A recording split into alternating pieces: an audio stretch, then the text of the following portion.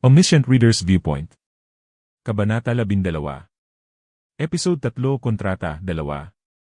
Sistema ng Starstream. Ang Starstream Broadcasting ay dinisenyo upang ipalabas ang nilalaman nito sa buong universo. Ang mga subscriber ay mga constellation sa itaas ng malalayong kalawakan.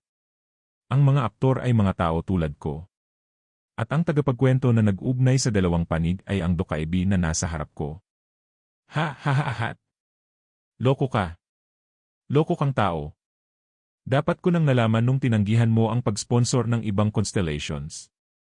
Mahabang tawa si Bihyong bago siya muling nagsalita. Hindi ko alam kung paano mo nalaman ang tungkol sa Starstream Broadcasting pero hindi ko matatanggap ang alok. Ako'y dokaibi, hindi isang constellation. Hindi ko pwedeng maging sponsor mo. Parang may hindi ka naintindihan. Hindi ko sinabing kailangan ko ang pag-sponsor mo. Ha? Alam ko na mahina ka na dokaibi. Hindi ko kailangan ng lakas mo. Kailangan ko ang channel mo. Ang channel ko. Since hindi yata kita maintindihan, may problema ba sa Korean language patch mo? Hindi, ano ito? Simple lang. Gusto kong mag-sign ng eksklusibong kontrata sa channel mo. Nagkaroon ng blank expression si Bihyong bago siya muling nag-ayos at naintindihan ang ibig ko sabihin. Sandali lang.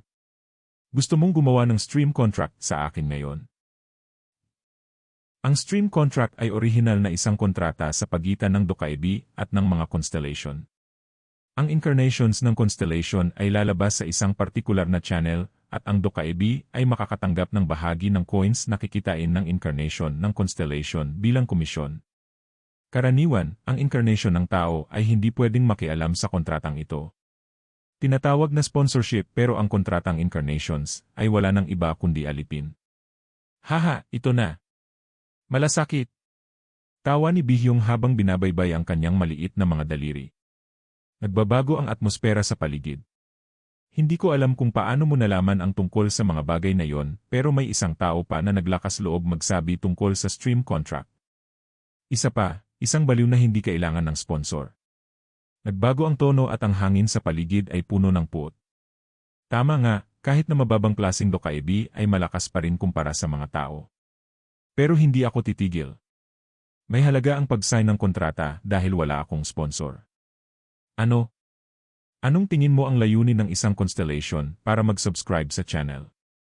Tumingin si Bihyong na parang hindi nakakaintindi sa tanong. Mula ngayon, magbibigay ako ng espesyal na leksyon para sa mababang level na dokaibi. Huwag kang mag-alala. Alam mo na ang impormasyon na ito. Pero balikan natin at reviewin kung anong ibig sabihin ito. Napansin kong nahulog sa aking mga kamay si Bihyong at tumango siya kahit hindi niya kayang ipaliwanag. Ang mga subscriber ng Starstream ay maaaring hatiin sa dalawang grupo. Ang isa ay ang fun seekers na naghahanap lang ng aliw sa channel. Ang isa naman ay ang incarnation seekers na naghahanap ng incarnation na magiging kontrata nila. Tama ba? Tama. Kaya naman, kailangan mong matugunan ang isa sa dalawang grupong ito para maging sikat na channel sa Starstream. Ibig sabihin, o ikaw ay mag-stick sa mga fun seekers o sa incarnation seekers. Kailangan mong mag-attract ng isa sa kanila ng maayos. Medyo marami ka ring alam. Pero anong pakialam ko? Ano ang kinalaman ng kontratang ito sa dahilan kung bakit nag-subscribe ang mga constellations? Huwag kang mag-alala, ipapaliwanag ko pa. Hindi ko alam kung ilang hints pa ang kailangan kong ibigay sa'yo. Kaya nga hindi umabot ng 3 digits ang bilang ng subscribers mo. Tigil. Magsalita ka na lang. Tinutukso ko si Bihyong nang magtulungan ang kanyang maliit na mga pangil. Mahirap paniwalaan na ang dokaibi na ito ay pwedeng magpatumba ng ulo ng tao kanina lang. Hindi ko na siya tatawanan at oras na para kumilos. Paano kung may channel na kayang magbigay kasiyahan sa parehong fun seekers at incarnation seekers? Ano ang ibig mong sabihin? Imposible ang ganyan. Kung posible man, pansamantala lang yon. Tama si Bihyong. Ang dahilan kung bakit imposibleng matugunan ang lahat ng constellation ay dahil sa mga incarnation seekers group. Ang layunin ng mga constellations na ito ay maghanap ng incarnation. Pagkatapos ng sponsor selection, naglipat-lipat sila ng channel. Dahil dito, ang incarnation seekers ay mga pansamantalang subscribers lang.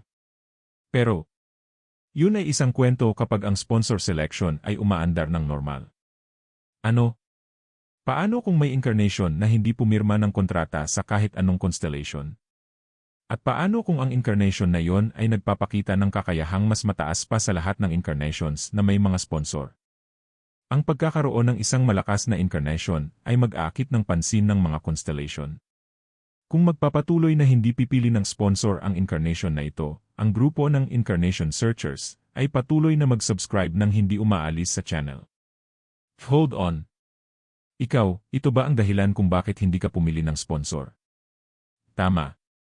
Ha-interesante. Ngumisi si Bihyung sa akin.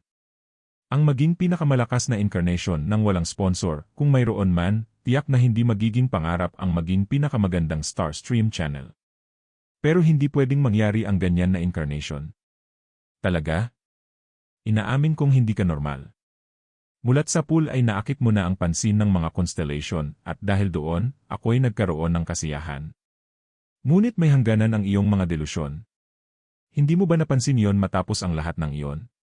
Isang ordinaryong tao ay hindi kayang talunin ang isang incarnation. Iyan ang batas ng mundo. Huwag mong sabihin na hindi ko kaya. Nakita mo na ba na nawalan ka ng pagkakataon? Tumingin ka sa paligid. Hindi ito isang pangunahing senaryo. Nabigo ka sa isang sub-senaryo at ngayon ang buhay mo ay nanganganib. Walang mga constellation na nanonood sa iyo. Talaga? Sigurado ako na ang mga constellation ngayon ay nagkakagulo. Hindi ba? Hindi ba't nagsisigawan sila para mabilis na ma-open ang channel? Tahimik si Bihyung. Hindi ba't naguguluhan sila ngayon? Sino yung baliw na tao na lumaban sa regressor?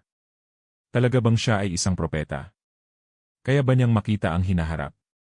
Kung kaya niyang makita ang hinaharap, anong nangyari sa kanya nung siya ay kinain ng ichthyosaur? Siguraduhin mo. Simula ngayon, ipapakita ko. Kaya manahimik ka at gawin ang sinasabi ko. Gusto mo bang maging hari ng mga Dokaibi?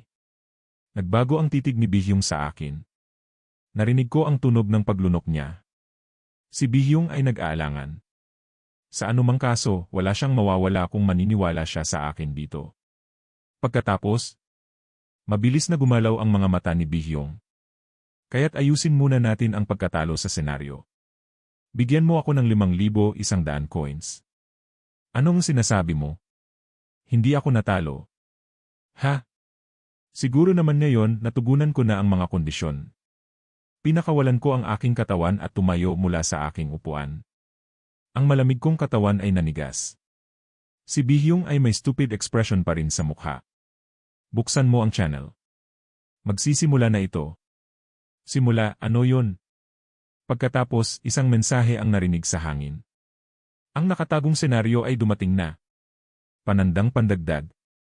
Hidden Scenario, Commander Slayer. Kategorya, nakatagong.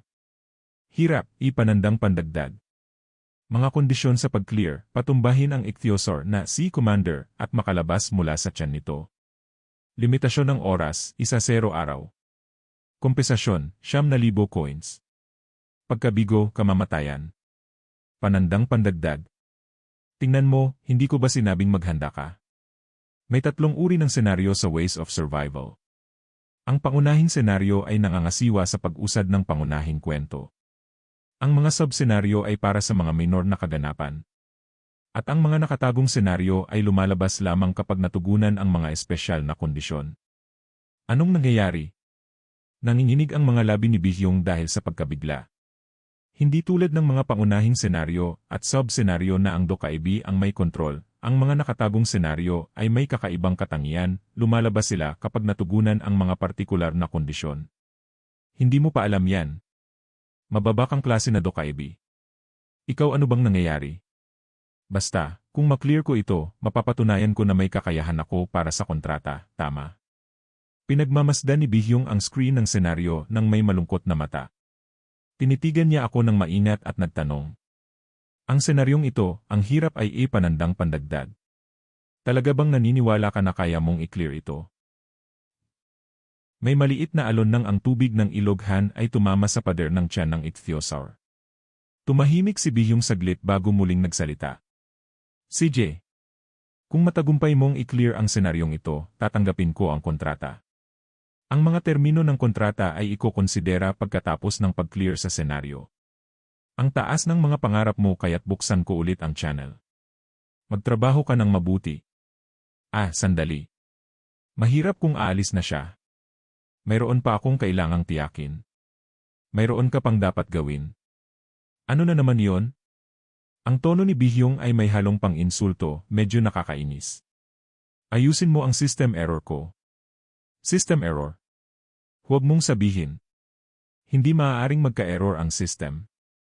Perfect ang scenario system. Tingnan mo na lang. Tumingin si Bihyong sa akin nang may pagdududa at nagsimula siyang magbubulungan ng mga salita. Ang Dokkaebi na Bihyong ay gumamit ng system interference sa'yo. System interference. Ito ay isang absolutong interference skill na tanging mga Dokkaebi na may karapatan sa pag-interfere sa senaryo ang makakagamit.